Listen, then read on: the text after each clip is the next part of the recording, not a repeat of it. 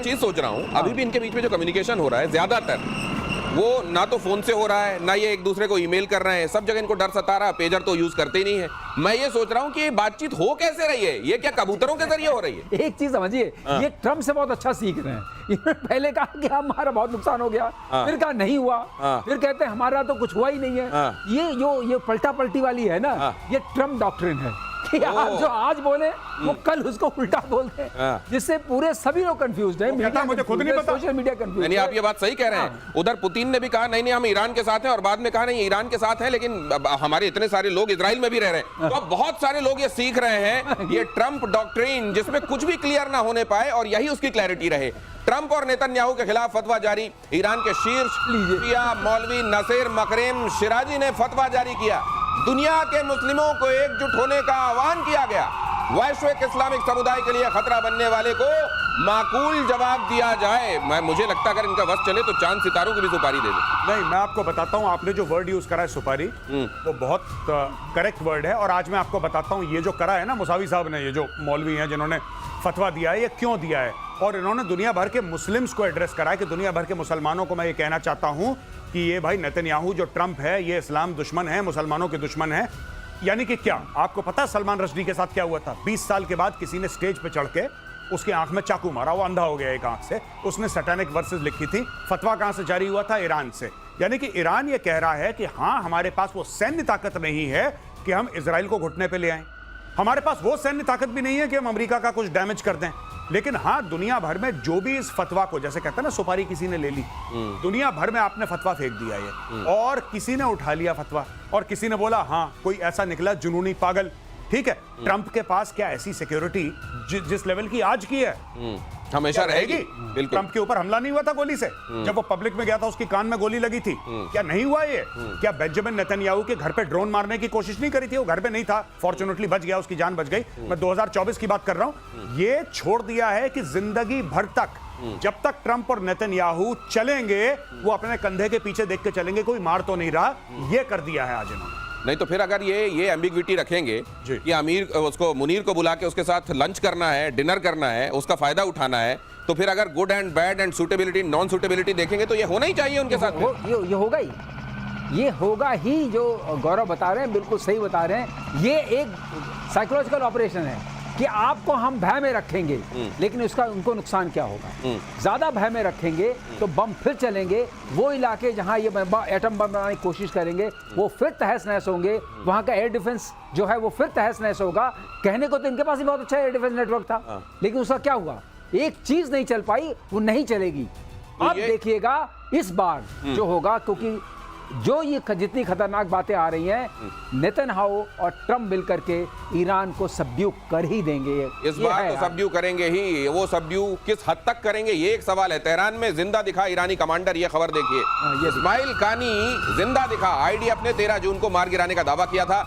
जंग में मारे गए लोगों के जनाजे में दिखा जनरल IRGC कुद्स फोर्स का कमांडर इस्माइल कानी। खामेनेई के सलाहकार के साथ जनाजे में था शामिल सलाहकार शमखानी की भी मौत का किया गया दावा। हालांकि इस बीच ये भी खबर आई मेजर गौरव आर्य कि इन्हीं के पोस्टर लगा दिए गए थे इजराइल में कुछ जगहों पर कि धन्यवाद, आपने बहुत महत्वपूर्ण सूचनाएं ईरान की हम तक पहुंचाई। जी, तो ये बहुत कुछ चल रहा है, मतलब केवल एक चीज नहीं। हाँ, और I am not even sure कि जिसको मारा है ये वही बंदा है।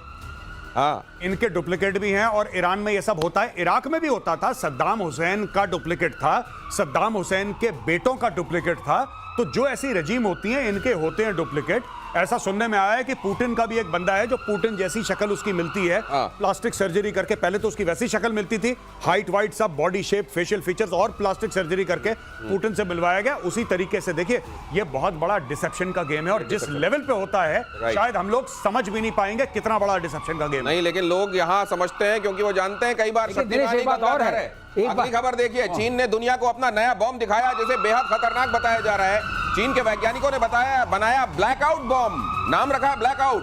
दुश्मन सेना के इलेक्ट्रॉनिक सिस्टम के लिए काल, दुश्मन के इलाके में बिजली काट सकता है, इससे दुश्मन के कमांड कंट्रोल सिस्टम तबाह हो सकते हैं। ब्लैकआउट कर देता है बॉम्ब। तो ब्लैकआउट क्या करता है? इसके अंदर से कंडक्टिव फाइबर्स निकलते हैं। कंडक्टिव फाइबर्स, कंडक्टिव कार्बन जो फाइबर बाल की तरह दिखेंगे, अच्छा, थोड़े 3-4 इंच के लंबे होते हैं। हाँ। इनका पूरा बादल नीचे आता है, बालों की वर्षा, बालों की वर्षा। हाँ। वो केमिकली कंडक्टिंग होते हैं, मतलब बिजली को चला बिजली, सकते हैं। हाँ। तो वो जाके आपके तारों पर, चालक होते आपके हैं। स्विचेस पर और सब स्टेशन पर बैठ जाएंगे, तो हर जगह शॉर्ट सर्किट हो जाएगा। इसका नाम रखा गया है ब्लैकआउट बॉम्ब, बिकॉज उसके बाद पूरा ब्लैकआउट हो जाता है पूरे शहर में, और ये करीब 1000 या 1 किलोमीटर के दायरे में फैल जाता है। मतलब ये समझ लीजिए कि जैसे आपने कोई सर्किट बनाया हुआ है किसी चीज का और अचानक वहां पर कई सारे तार डाल दिए जाएं, शॉर्ट सर्किट होगा, सब कुछ खत्म हो नंगे जाए। तार डाल दिए, नंगे तार डाल दिए जाएं। ऊपर से पूरी नंगे तारों की वर्षा हो गई, हाँ। जिसको कार्बन फाइबर बोलते हैं, हाँ। और वो वर्षा हो गई, पूरी जगह पड़ गई, पूरी जगह। ये देखिए, ये सब कंडक्ट कर गया। सर वैसे चीन जो है कई मामलों में, नहीं, लेकिन ये पहले भी हो चुका अच्छा पहले हो चुका है। चीन कॉपी मास्टर है, हाँ। इतनी भी तारीफ मत तो करिए। ये कहाँ पे हुआ था ये पहले? पहले ये स्टार फिश करके इसका नाम था, हाँ। 1962 में हुआ था, यूएसए ने किया था। अच्छा यूएसए, अच्छा कर चुका अच्छा है। अच्छा अच्छा। कॉपी मारने में बड़े उस्ताद हैं। हाँ, लेकिन एक चीज देखिए, यूएसए जो कर चुका होता है, जब कोई मुल्क उसी को कर रहा होता है तो वो यूएसए की निगाह में गुनहगार होता है। चीन की नापाक हरकतों पर नकेल कसने का प्लान तैयार। अगली खबर, असम में NH 127 पर बनाई गई इमरजेंसी लैंडिंग फैसिलिटी 31 जुलाई तक पूरी तरह बनकर तैयार, 99% तक काम पूरा। युद्ध के हालात में रफेल, तेजस, सुखोई 30 की लैंडिंग संभव। LAC से महज 200 किलोमीटर की दूरी पर है इमरजेंसी लैंडिंग फैसिलिटी। ऐसा नहीं कि जैसे पाकिस्तान में आप देख रहे हैं, नूर खान में अगर तिरपाल डल गया तो फिर वहां से कुछ टेक ऑफ लैंडिंग नहीं हो सकती। यहां तो हाईवे पे चाहिए, वहां उतार दो। यहाँ पाकिस्तान को आने में मेरे ख्याल से 3-4 जन्म लेने पड़ेंगे। नहीं बिल्कुल, पाकिस्तान में खैर एनीवे देखिए, वो Pakistan is divided into 2 countries actually, एक आर्मी और एक नॉन आर्मी है। बहरहाल कमिंग टू दिस पॉइंट, ये बहुत अच्छी बात है जैसा आप बता रहे हैं, 200 kilometre line of actual control से, यानी कि जो सो कॉल्ड बॉर्डर है, इट्स नॉट अ बॉर्डर इसलिए मैं सो कॉल्ड कह रहा हूं, वहां से आपने ऐसी लिटरली आपने नेशनल हाईवे नहीं बनाया, आपने एक लैंडिंग स्ट्रिप बना दी है। क्या उसके आसपास एयरफोर्स नहीं होगी? बिल्कुल होगी। उसके आसपास एयरफोर्स के रडार नहीं होंगे? बिल्कुल होंगे। रिफ्यूलिंग डम्प्स होंगे, हैंगर भी बनाएंगे, और सामने आपके एक्चुअली NH है।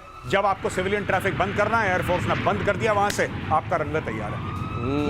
ये एक और बात सर नोट बड़ी करने बात इसमें वाली ये भी है कि डुअल पर्पस, इस पर अगर रफाल लैंड कर रहा है, इसका मतलब इसका LCN जो लोड क्लासिफिकेशन नंबर होता है, वो कम से कम 55 होगा। ये क्या मतलब हुआ? इसका मतलब यह है कि जहां जब उतरता है तो उसका वेट होता है, और वेट होता है और टायरों के ऊपर पड़ता है, और उससे वो जमीन धंस सकती है। मतलब क्वालिटी बहुत अच्छी होगी, आप ये कह रहे हैं? क्वालिटी नीचे जो पूरी इट्स लाइक अ रनवे, मतलब बहुत सॉलिड होगा। वो 4.5 किलोमीटर का है। कुल मिलाकर ये एक्सप्रेसवे दिख जरूर रहा है, लेकिन ये ऑलमोस्ट एक रनवे की तरह होगा। भारत ने सलाल बगलियार डैम के गेट खोले, सुनिए अब बाढ़ में डुबाने की तैयारी। पाकिस्तान की तरफ चिनाब में पानी का प्रवाह बढ़ा, सिल्ट हटाने की प्रक्रिया के तहत खोले गए गेट। डैम के गेट खोलने से पाकिस्तान में हाहाकार, सिंधु समझौता निलंबित, भारत एक तरफा फैसला लेने के लिए स्वतंत्र। अब टायर ट्यूब वगैरह वहां पंचर बना के रेडी रख लिए गए होंगे। बिल्कुल, और बांध के फ्लोट करो, और बिल्कुल बहुत बढ़िया ग्राफिक्स है। पाकिस्तान पानी में डूब रहा है और हल्के से तैर भी रहा है, हल्का सा ऐसा लग रहा है कि थर्मोकोल का बना है पाकिस्तान। एनीवे, मैं ये कहना चाहता हूँ, बहुत बढ़िया चीज़ है। पहले प्यास से मारो और फिर पानी में डुबाओ, फिर प्यास से मारो, फिर पानी में डुबाओ। अब बारिश हो रही है, मॉनसून का महीना है, तो अब पाकिस्तान में भी बारिश हो रही है, वहाँ पे भी वाटर लेवल राइज हो रहे हैं। बिल्कुल करेक्ट समय है कि और पानी डालो, और जैसे ही मॉनसून खत्म हुई, सारा पानी रोक दो, डाइवर्ट कर दो। यही चलना चाहिए इनके साथ। अगली खबर भी देख लीजिए, भारत को घेरने के लिए चालबाज चीन की नई चाल, सार्क की जगह नए समूह को बनाने की तैयारी। चीन के कुनमिंग में 19 जून को ये बैठक हुई, पाकिस्तान और बांग्लादेश के प्रतिनिधि इसमें शामिल। इससे क्या हासिल होगा सर इसको? आज तक क्या हासिल, लेकिन कोशिश जारी रहेगी। कोशिश जारी रहेगी। हाँ। सार्क बना लिया आपने, स्को बना लिया, सब बना लिया, क्या हासिल हुआ? हाँ। कुछ नहीं हासिल होगा, क्योंकि जब तक इरादे आपके ठीक नहीं होंगे, हासिल कुछ नहीं होगा। और इरादों के साथ शक्ति भी चाहिए, शक्ति लाइए। न इरादा है न शक्ति है, चीजें ठीक कैसे हो? इंटेंट और पावर दोनों चाहिए। इंटेंट तो यह है कि SCO आतंकवाद के खिलाफ बनाया गया था, और वहां पे कह दिया जाता है वाह पाकिस्तान तो बहुत अच्छा है, और वहां के आतंकवादी, अरे क्या कमाल है। ये है चाइना की सरपरस्ती में बने हुए संगठनों का अभी तक का हासिल। आज के लिए इतना ही। बहुत धन्यवाद सर प्रतिशोध में जुड़ने के लिए, बहुत शुक्रिया।